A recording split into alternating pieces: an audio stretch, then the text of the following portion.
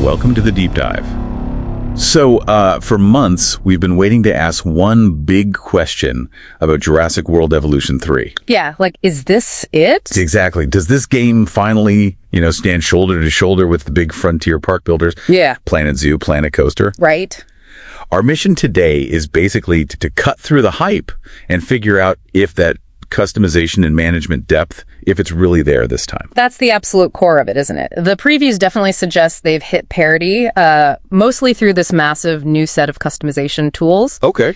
But honestly, the unexpected hook, the thing that might pull in more casual players, it's this completely new breeding system. Yes. And it introduces juvenile dinosaurs, which, gotta say, look pretty dang cute. Okay, all right, let's dig into the setting first. So the campaign kicks off after Jurassic World Dominion, right? Post-Dominion. Dinosaurs are roaming free. And we're working with this dinosaur integration network, trying to help them adapt, survive. Wow. It sounds noble. It does on the surface. But let's be honest, we're still running a theme park. Guests need liability waivers. So it's integration, yeah, but with a definite profit angle. And what's really interesting is how the visuals kind of reflect that tension. Yeah. The dinosaurs, they look amazing, better textures, animations. Yeah. But Frontier is walking this weird tightrope. You've got some dinos that still have that very distinct film-accurate look from 30 years ago. Pure nostalgia. Right, the classic JP look. Exactly. And then right next to them, you might have something like the Utahraptor, which looks much more, scientifically up-to-date. Yeah. Feathered and everything. It's quite a mix. And we get to see this play out in some new locations. Oh, yeah. Stunning new maps. Southwestern U.S., Hawaii, but also Western China. The Sichuan Basin specifically. Sichuan Basin. Interesting. Yeah. And they're mixing this East Asian building theme with architecture that looks like it's straight out of a fancy alpine ski resort. It's a cool look. Okay, but let's talk about the marquee feature, the breeding system. Yeah. You said it's fundamental.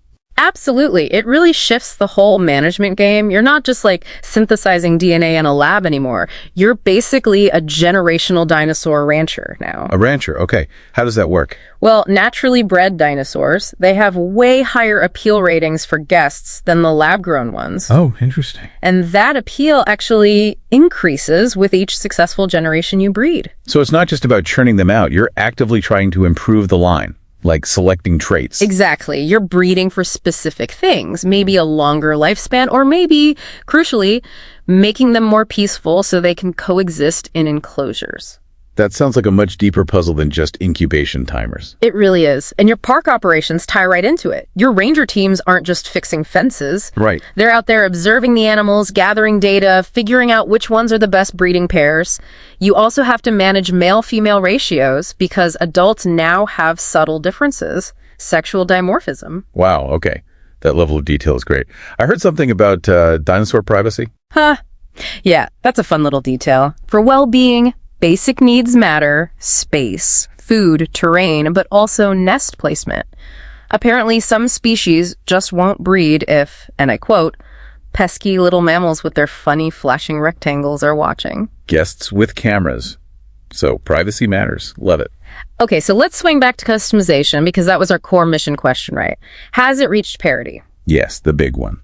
And the answer seems to be a pretty resounding yes. JWE3 looks like it finally matches Planet Zoo. We're not just talking rotating pieces. No, we're talking overwhelming options, resizable, recolorable pieces for buildings.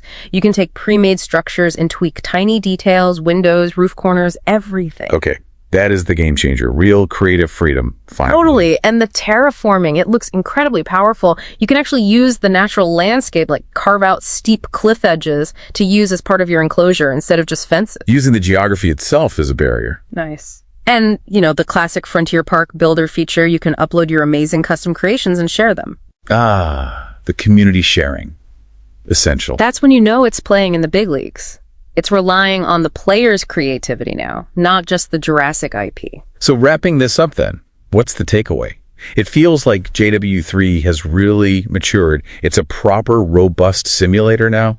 Yeah, I think so. It's leaning hard on these sophisticated systems, the genetics, that deep customization to keep you engaged.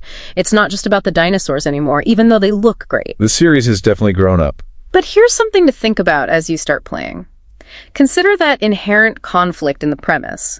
The whole point of the campaign is supposed to be helping dinosaurs integrate and survive in the wild. Right, post-Dominion. It's like the integration mission. Yet almost everything you do in the game immediately turns them back into profitable theme park attractions for people who, again, have to sign that waiver just to look at them.